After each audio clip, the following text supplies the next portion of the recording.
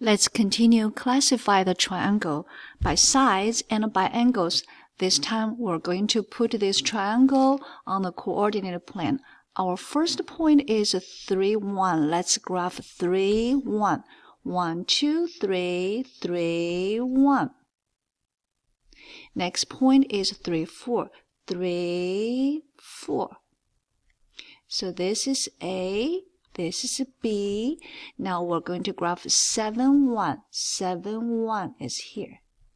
C. And then let's connect it. All right. You can already see this angle CAB is a right angle. If we have a right angle, we have a right triangle. All right.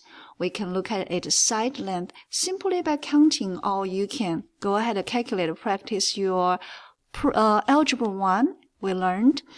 See, this x-coordinate is 3. This one is also 3. Therefore, all we need to do is we're going to subtract them, put them in the absolute value. Which one subtract which does not matter because we'll always get a 3.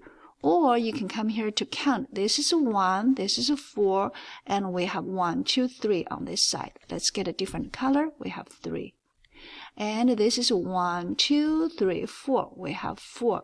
And also, if you still remember your Pythagorean triple, your right triangle, this is 3, this is 4, this one must be 5. So 3 sides have 3 different values. Therefore, it's a scaling. All right, that's how we do classify triangle by putting it on the coordinate plane. Happy learning!